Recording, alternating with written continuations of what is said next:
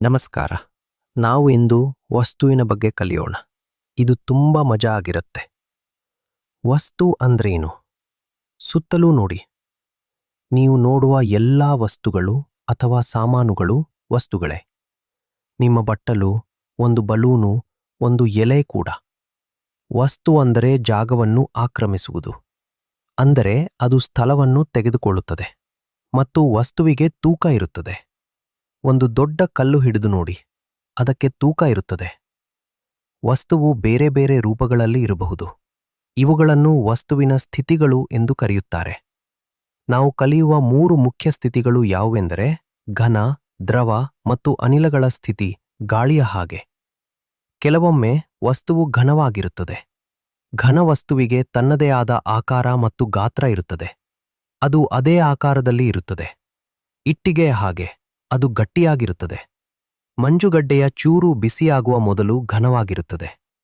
ನಿಮ್ಮ ಬಟ್ಟಲು ಅಥವಾ ತಟ್ಟೆ ಘನವಾಗಿರುತ್ತದೆ. ಒಂದು ಮರದ ಹಲಗೆ ಅಥವಾ ಕಲ್ಲು ಕೂಡ ಘನವಾಗಿರುತ್ತದೆ. ಕೆಲವೊಮ್ಮೆ ವಸ್ತುವು ದ್ರವವಾಗಿರುತ್ತದೆ. ದ್ರವವು ಹರಿಯಬಲ್ಲದು, ನೀರು ಹರಿಯುವ ಹಾಗೆ.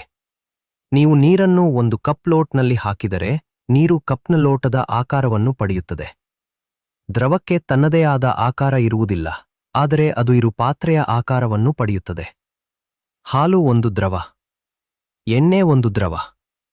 ನೀವು ಕುಡಿಯುವ ಮಜ್ಜಿಗೆ ಕೂಡ ಒಂದು ದ್ರವ. ವಸ್ತುವಿನ 3ನೇ ಸ್ಥಿತಿ ಎಂದರೆ ಅದು ಅನಿಲಗಳ ಹಾಗೆ ಇರುವುದು. ನಮ್ಮ ಸುತ್ತಲೂ ಇರುವ ಗಾಳಿಯು ಅನಿಲಗಳಿಂದ ಮಾಡಲ್ಪಟ್ಟಿದೆ. ನಾವು ಯಾವಾಗಲೂ ಅನಿಲಗಳನ್ನು ನೋಡಲು ಸಾಧ್ಯವಿಲ್ಲ. ಕೆಲವೊಮ್ಮೆ ಅವು ಕಾಣಿಸುವುದಿಲ್ಲ, ಅದೃಶ್ಯ. ಆದರೆ ಅನಿಲಗಳು ಅಲ್ಲಿವೆ. ಅವು ಜಾಗವನ್ನು ಆಕ್ರಮಿಸುತ್ತವೆ ಮತ್ತು ಯಾವುದೇ ಪಾತ್ರೆಯನ್ನು ಇಡೀ ಕೋಣೆಯ ಹಾಗೆ ತುಂಬಲು ಹರಡುತ್ತವೆ. ಒಂದು ಬಲೂನಿಗೆ ಊದಿ. ಗಾಳಿ ಇದು ಅನಿಲಗಳಿಂದ ಮಾಡಲ್ಪಟ್ಟಿದೆ. ಬಲೂನನ್ನು ತುಂಬಲ್ಪಟ್ಟಿದೆ. ಬಲೂನನ್ನು ತುಂಬುತ್ತದೆ ಮತ್ತು ಅದಕ್ಕೆ ಆಕಾರ ಕೊಡುತ್ತದೆ. ನೀರು ತುಂಬಾ ಬಿಸಿಯಾದಾಗ ಅದು ಆವಿಯಾಗಿ ಬದಲಾಗಬಹುದು.